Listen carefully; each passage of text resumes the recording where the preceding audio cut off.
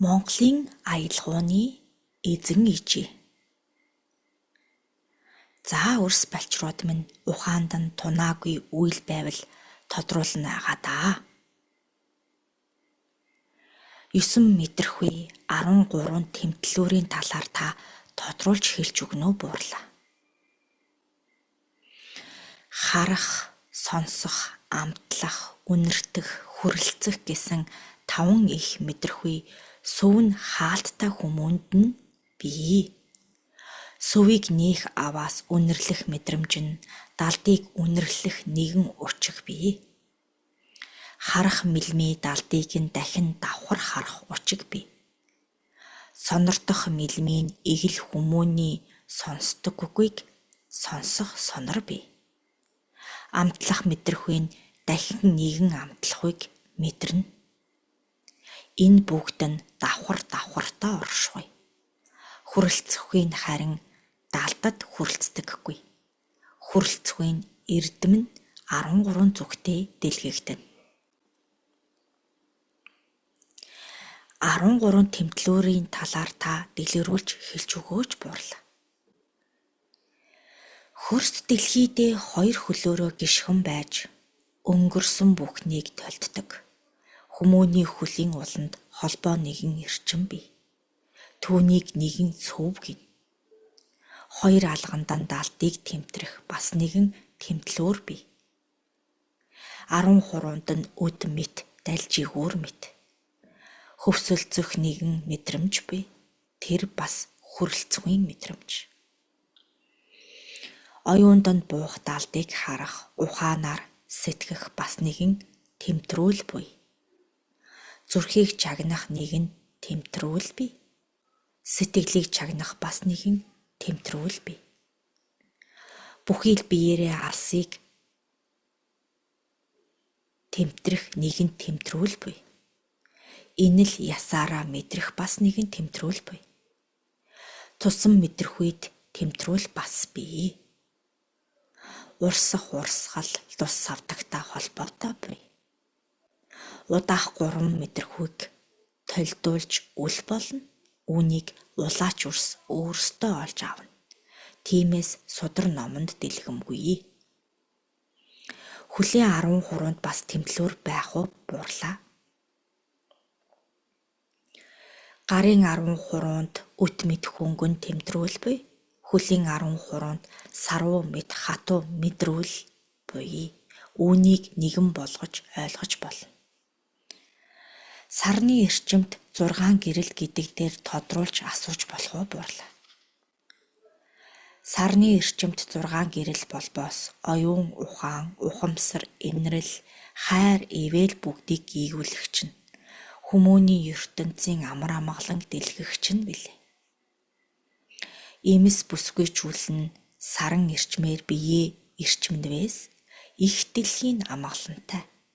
Ирсэн наран аадар сэтгэлээр дүүрэн байваас дутууг дүүргэж дундуурыг гүйцээж авах нэгэн сэжин буй. Нэгэн их наран аадар сэтгэл юу вэ гэвээс галт эрчимт эр зориг хүч чадал эрэмгий байдал хурц зориг энэ бүгд наран аадартай бий. Энэ бүгдийг эвлүүлэн инхрийлэгч нь эмэст бий. 108 хүрд 108 үрс гэдгийг тодруулж хэлж өгөөч буурлаа. 108 үрс нь 108 тэнгэрийн ивэлтэй. 108 хүрдэн 108 үүрэгтэй махан биеийн оршихуйтай. Хөрст дэлхийд мөн адил 108 хүрд бий. Тэнгэр ирэхэст мөн адил 108 хүрд бий. Хүмүүний махан биеийн 108 хүрдэн тэнгэр ирэхсийн 108 хүрдтэй ижил буй. Тиймээс хүмүүн нь өөрөө ирэхсээс заяасан үр гэдгийг үүгээр нотлох учир бас байдаг юм. Дээд тэнгэрийн сорилт гэдгийг тодруулж болох уу буурлаа.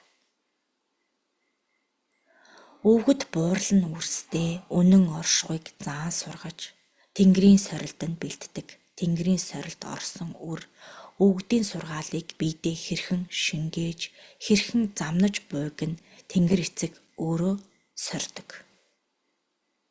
Хэний үр Тэнгэрийг залгаж, хэний үр өндөр Тэнгэртээ эзэн эрхээ олох цаг нь болж бий гэдгийг эргэн тойрч бэлтгэдэг. Тэр нь Тэнгэрийн сорилын өмнө арга мэгт арга залийг хэрэглэж, улаач үрээ аварч үлдэхээр улаач үрээ Тэнгэрт нь оршоохоор ил далдаар зүүд нойроор нь элдв бүгдийг үзүүлэн байж мэдрүүлэхийг хичээдэгч Тэнгэрийн сорил үүнийг хүлээн зөвшөөрдөггүй. Нэгэн цагтаа унаж болохч удаахтаа үрнэ илүү ихийг сурсан байдаг. Хэний үрн инрэл хайр дүүрэн байна. Хэний үрн хурц зориг бүхий байна. Хэний үрн Тэнгэртэй оршихуйтай байна. Хэний үрн үнэн замаар одож байна. Хэний үрн олон түмнийг төвггүйхэн чиглүүлэхээр байна. Хэний үрн олон Тэнгэртэй үрсийг ивэлдэ багтаах чадaltaй байна. Үүнийг сорих нь Тэнгэрийн сорил бол. Тэнгэрийн сорилыг балчир үрсүүд нь яаж мэдэх вэ буурлаа? Тэнгэрийн сорилд орохын өмнө өвгөд буурлууд нь даалгавар өгч, цээр тавьж үүлэнд шамдахыг сануулдаг. Тэрл үүлийг дүүргэж авахт нь замбуу твдэн давшгүй мэд, дийлшгүй мэд, саад бэрхшээл бүхнийг тавьдаг. Амьдрахад ч бэрхтэй мэд санагдат ч мэднэ. Энэ бүгдийг давх нь Тэнгэрийн тэрл сорилгоно. Алив бүгдээр арга ивээр нэгийг нь ч орхигдуулалгүй, хоногийн мөч бүрийг, амьсгал бүрийг химэндэн байлгаж дийлэх аваас Тэнгэрийн сорилд тэнцэгтэн дэмтээ. Таны алдар нэрийг асууж болох уу буурлаа? Өмнө нь нэгэнтэй альцсан да. Удаахтаа юунд асууна вэ? Хавсууд их Тэнгэрийн хайр нь их хатан ихтэй. Улаач үрийнхээ Тэнгэрийн нэрийг альдаж болох уу буурлаа? Улаач үртэй харин би өөрөө алдар өгнөө. Үлийг минь жаахан хумигдуулж Тэнгэрийн сорилдоо бүтчээд авсан да. Жанждын судрын үлэндээ ариунтай шамдагч, имс хаттын үлэндээ хойрог болохоор шав хийтэл нь нэрлээд шов хийтэл нь хочлоо тавьчихна. Хатан заяанасаа холдож зугтдаг учраас хаан заяанда бүхэж сүгддэг. Хаан заяагаар хөрс дэлхийг засна гэж эндүрдэг. Тиймээс эндүү бодолдон тохируулаад төө үе жин химэн айлтхан дээ. Энэ нь ямар учиртай нэр юм бол та буурлаа. Төө химээх болвоос ирэхэд Тэнгэртэй шүтэн барилдлахтай, одод ирэхэстэй ивэлээ хүртсэн тул төө химээ. Үйл химээдэг нь болвоос үнэн мөнөнд нь жаахан хазгай, өөрийн замаа засах нь үгүй. Үемж явааг нь таниулж буйн тэрд. Жин химээх нь болвоос эргэн замаа харж энд тэнд нь тухлуулан засч өөрөө үйлдэж эхлээгүйч тунгаан бодох дэнс буй. Үүнийг нь жин химэн айлцсан юм. Таны үйл хэрэг домог түүхэнд үлдсэн болов уу буурлаа?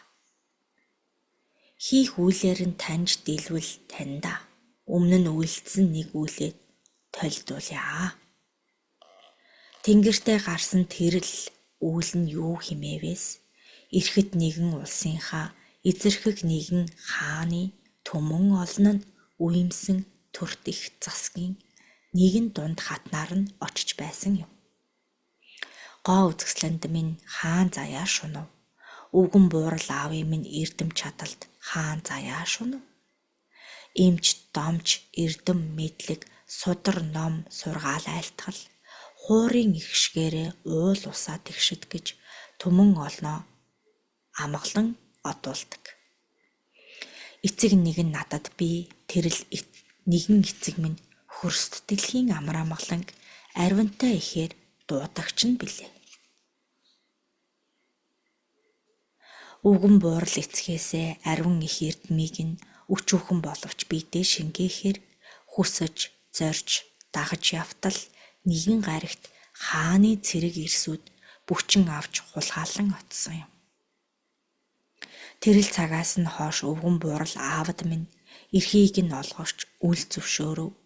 Өвгөн буурай аавд минь ариун их эдийг өгсөн ч үл авав.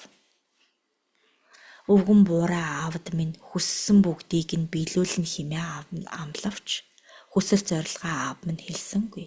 Ганц л хүсэл байсан нь хайртай бяцхан гүнжийг минь бусад хаттаас илүүд залж хэлэх үгийг нь дэнслэн бодож хийсэн үлийг нь шалгаж толдволний олон түмэн ардтаа нэртэй хаан болохыг захиж сануулсанд хаанаас илүү толддог, хаанаас илүү зарлагддаг мунхаг өвгөн химэн үгийг нь стон орхин оцсон байдаг.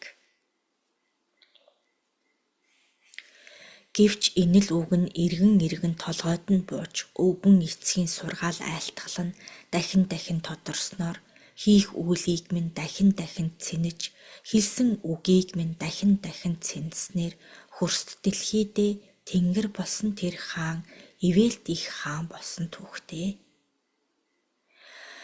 Сүрээр ардаа захирч хүчээр ардаа удирддаг байсныг тэнгэр оршихуйд амин ихт инрэл хайр инх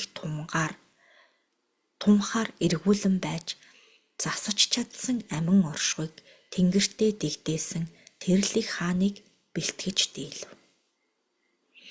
Тиймээс хааны алдрын ард хатан заяаны тэнгэр болов. Хөх Монгол босоо оршихуйн Монголын аялгуун амин ихийг тэрэл цагтаа дэлгэж тавьсан юм. Тиймээс хөх толбот үрсийн хөх Монгол химээх одод орчлонгийн үнэнд нийцэж зөв замданд гიშгэлж эхэлсэн үндэс суурийг тавьсан болохоор намайг их Монгол хатан химэн нэрийдсэн дээ. Одод иргэсийн зурхааг зурж хөх толбот үрсийн сайныг тэнгэрээс шилж одод орчлонгийн эргэх хуулийг хөрсдөд буулгах хүмүүн зон олныг тэгшидт нь заяасан нь их Монголын орчлон ертөнцийн холбоо сүлбээг зуурайлах гэж зурсан тэрэл нэгэн үйл нь өнөө цагт зурхаан химээгдэх болсон юм. Ийм л байна да өрсүүд минь өөр асуух зүйл нь байна уу да. Зурхааг хэрхэн зурдаг талаар нэгэн жишээ хэлж өгөөч буурлаа. Өрсүүд минь оддын хөдлөх үнэн бүнийг аялгау судраас сүхэж хараад үр заяах, хань заяах тэрлүүдрийг товлож сурцгаа.